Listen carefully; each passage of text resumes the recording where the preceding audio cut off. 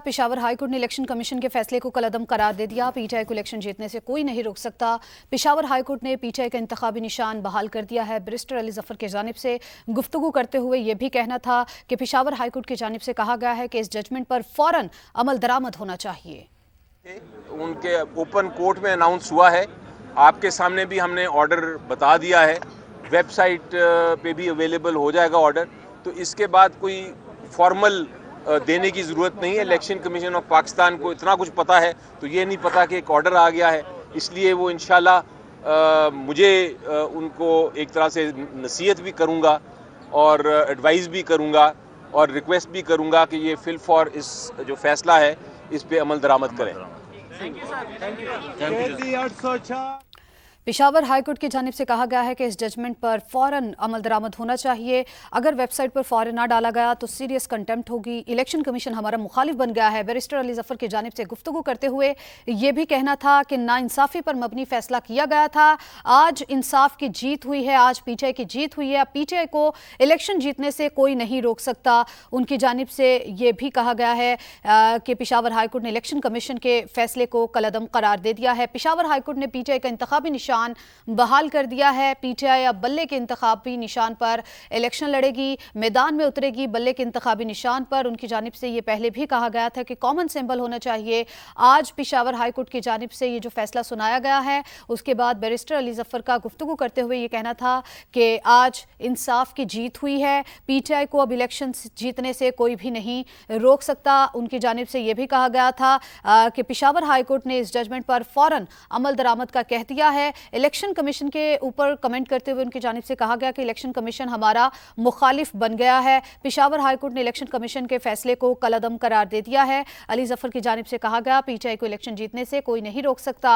Peshawar high court ने PTI का इंतखाबी निशान बहाल कर दिया है। बैरिस्टर अली जफर की जानिब से कहा गया है कि इलेक्शन कमीशन हमारा मुखालिफ बन गया है। अब पीटीआई इलेक्शन जीतेगी और दुनिया उसकी जीत देखेगी। पीटीआई को आज बल्ले का निशान वापस मिलना ये इंसाफ की जीत है। इससे पहले उनकी जानिब से कहा गया कि इलेक्शन कमीशन की जानिब से जो इंट्रा पार्टी इंतखाबात को कलअदम करार दिया गया था और फिर उसके बाद उनसे बल्ले का निशान वापस ले लिया गया था, वो फैसला ना इंसाफी पर मबनी था। और साथ ही साथ उनकी जानिब से आज ये कह दिया गया है कि जब पेशावर हाईकोर्ट की जानिब से ये कह दिया गया है कि बल्ले का निशान पीटीआई को वापस अलॉट कर दिया जाता है, तो इसके बाद फिर इलेक्शन कमीशन जो है वो सारे मामलात को खुद देखे समझे। और ये भी कहा गया कि पेशावर हाईकोर्ट की जानिब से कहा गया कि इस जजमेंट पर फौरी तौर पर अमल दरामद होना चाहिए। इलेक्शन कमीशन के हवाले से कहा कि वो तो हमारा मुखालिफ बन गया है। पेशावर हाईकोर्ट ने इलेक्शन कमीशन के फैसले को कलअदम करार दे दिया है। पीटीआई को इलेक्शन जीतने से कोई नहीं रोक सकता।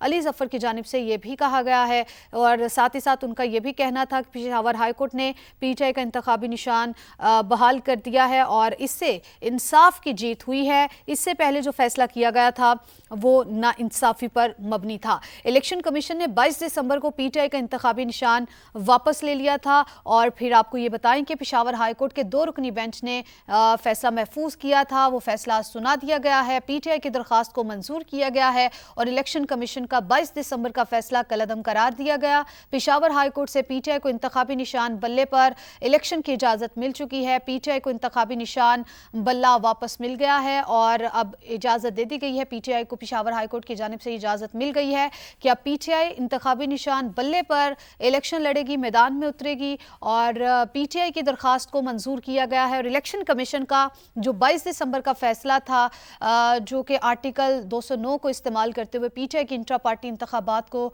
कलअदम करार दिया गया था, उसके हवाले से आज वो 22 दिसंबर वाला जो फैसला है उसको कलअदम करार दिया गया है और पेशावर हाईकोर्ट के 2 रुकनी बेंच ने जो फैसला महफूज किया था वो फैसला सुना दिया है। इलेक्शन कमीशन ने 22 दिसंबर को पीटीआई का इंतखाबी निशान वापस लिया था। मुनीब फारूक हमारे साथ मौजूद हैं, उनसे इस हवाले से मजीद बात कर लेते हैं। जी मुनीब, क्या कहेंगे जिस तरह से आज अभी बैरिस्टर अली जफर भी बात कर रहे थे और साथ ही साथ कह रहे थे पेशावर हाईकोर्ट ने कहा इस जजमेंट पर फौरी तौर पर अमल होना चाहिए, अगर इसको वेबसाइट पर नहीं डाला जाता, इस पर अमल दरामद नहीं होता तो सीरियस कंटेम्प्ट होगी? नहीं, मेरे ख्याल में अब पेशावर हाईकोर्ट के फैसले के बाद कोई गुंजाइश नहीं है इलेक्शन कमीशन के पास कि वो इस पर अमल दरामद ना करे। हाँ, ये जरूर है कि अगर इलेक्शन कमीशन इस फैसले के खिलाफ सुप्रीम कोर्ट में जाता है और वहां से कोई हुक्म इम्तना ले लेते हैं या इस फैसले के ऊपर अमल दरामद रोक देते हैं तो वो अलहदा बात थी। लेकिन अगर ये फैसला फाइनलिटी ले आया है और इसने इलेक्शन कमीशन के फैसले को कलअदम करार दे दिया है जो कि इलेक्शन कमीशन ने दिया था, तो फिर अब इलेक्शन कमीशन के पास आज की तारीख में इस वक्त पीटीआई का जो सर्टिफिकेट है वो जारी करने से और इलेक्शन सिंबल अलॉट करने से और उसको इशू करने के अलावा Pakistan election commission of Pakistan के पास इस वक्त कोई गुंजाइश कानूनी ठीक मौजूद है, नहीं है। कानूनी गुंजाइश कोई मौजूद नहीं है। मुनीब, आप हमारे साथ मौजूद रहिएगा। माहिर कानून शाइक उस्मानी साहब ने भी हमें ज्वाइन किया है। शाइक साहब, आपका भी बेहद शुक्रिया समा के लिए वक्त निकालने का। शाइक साहब, आज जो फैसला सुनाया गया, इससे पहले हमने देखा कि पहले भी इसी तरह युवा बल्ले का निशान ले लिया गया, रिवर्स हुआ, फैसला वापस कर दिया गया, फिर ले लिया गया। अब क्या समझते हैं, अब क्या मामला रुख इख्तियार कर रहा है? क्या अभी भी इलेक्शन कमीशन के पास कोई कानूनी ऑप्शन मौजूद है? नहीं, इलेक्शन कमीशन हमेशा इसके खिलाफ अपील में तो जा सकते हैं, कोई रुकावट नहीं है। लेकिन अब चूंकि वक्त गुजर गया है, मेरे ख्याल में आज उनको अनाउंस करना था, एक कल याद नहीं मुझे, तो अब जब टाइम गुजर गया है उनको अब उनके पास कोई चारा नहीं है कि वो उनको एलोकेट करें। उनका जो निशान है वो एक दो निशान एलोकेट हो जाएगा, उसके बाद वो अगर कोई कार्रवाई करना चाहते हैं वो अलग बात है। लेकिन फिलहाल तो उनको वो निशान उनको अलॉट करना पड़ेगा। लेकिन शाइक साहब, जिस तरह से आपने कहा है कि अभी फिलहाल तो उनको अलॉट करना ही पड़ेगा, लेकिन उसके बाद अलॉट करने के बाद वो कोई ऑप्शन ज़ेरे ख्वार ला सकते हैं, तो टाइम चूंकि 28 दिन तो बाकी रह गए हैं, क्या आपको लगता है कि इतने कम अरसे में कोई इस तरह का कदम उठाया जा सकता है? नहीं, अब देखिए, सुप्रीम कोर्ट तो 2.5 घंटे के अंदर तो कुछ नहीं कर सकती, और वो एज इट इज वहाँ फाइल करना और करना कम से कम 2-3 दिन तो लग ही जाएंगे। तो फिलहाल तो उनके पास कोई चारा नहीं है कि वो इशू करें। अब उसके बाद एक दफ़ा इशू कर देते हैं और उसके बाद फिर वो जा सकते हैं सुप्रीम कोर्ट के पास और कहें कि हमने इन वजूहात की बिना पे किया था, क्योंकि टाइम नहीं था हमारे पास, लेकिन इनको जवाब नहीं था कि ये हाई कोर्ट को, पेशावर हाई कोर्ट को, कि वो इसको हमारे जो फैसले को कलअदम करार करें। वो उसको कार्रवाई कर सकते हैं यकीनन, लेकिन अब एक दफ़ा जब निशान अलॉट हो गया उसके बाद दोबारा सुप्रीम कोर्ट तो किसी सूरत में भी उसको ख़त्म नहीं करेगी।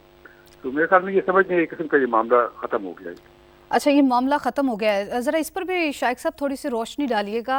पीटीआई की इंट्रा पार्टी इंतखाबात की वजह से ये मामला ये रुख इख्तियार किया, ये मामला बना है कि पीटीआई से बल्ले का निशान वापस लेना, अब वापस हो गया तो उस पर क्या असर पड़ेगा? देखिए, वो जो एक है वो तो कानून में है कि वो निशान वापस लिया जा सकता है, कानून में लिखा हुआ है। वो कानून तो अपनी जगह पर, लेकिन यहाँ पर जो सिचुएशन थी वो तो कुछ थोड़ी सी मुख्तलिफ थी, क्योंकि उन्होंने ये कहा था कि आपने इलेक्शन सही नहीं करवाए, इंट्रा पार्टी इलेक्शन, इस वास्ते उन्होंने बल्ले का निशान वापस ले लिया था और उनसे कहा कि आप इस दिन तक ये इलेक्शन करवा दें। तो अब उन्होंने उस दिन तक अपनी तरफ से इलेक्शन करवा तो दिए उन्होंने। अब इशू ये था कि वो सही इलेक्शन थे या नहीं सही थे, ये इशू था। ये तो फैक्चुअल पॉइंट है, इसमें एविडेंस आएगी, जो कुछ करना होगा तो बात की बात है, लेकिन बात हुआ तो इलेक्शन तो उन्होंने करवा दिए थे। ठीक। अच्छा शाइक साहब, आप हमारे साथ मौजूद रहिएगा। चूंकि इसके ऊपर बात हो रही है कि मामला कहाँ जाएगा, सुप्रीम कोर्ट लेके जाएगी इलेक्शन कमीशन या नहीं, तो मुनीब थोड़ी देर पहले इस पे हम लोग बात कर रहे थे, आपने कहा था कि इख्तियार तो है। जी जी जी मुनीब, आप जिस तरह से कह रहे थे कि इख्तियार तो है, सुप्रीम कोर्ट में मामला लेकर जा सकता है इलेक्शन कमीशन, लेकिन चूंकि 28 दिन रह गए हैं, अभी भी आपको लगता है कि इलेक्शन कमीशन जो है वो मामला लेकर जाएगा सुप्रीम कोर्ट में, और उसके बाद फिर हम लोग जो हालात बन रहे थे उसके ऊपर गुफ्तगू कर रहे थे, आपके ख्याल में आपको इलेक्शन जो है वो बहरान के बगैर, सख्त हालात के बगैर होते हुए दिखाई दे रहे?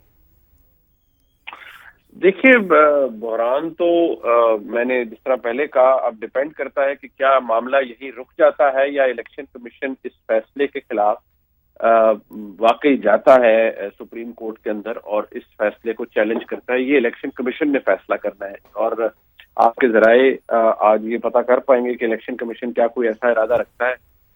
अगर तो है तो फिर ये बहरान तो चले तहरीक इंसाफ के लिए फॉर द टाइम बीइंग टल चुका है, लेकिन इससे जो एक सेंटिमेंट सामने आ रहा है वो ये कि ये इलेक्शन कमीशन बामुकाबला पाकिस्तान तहरीक इंसाफ एक मामला बनता जा रहा है।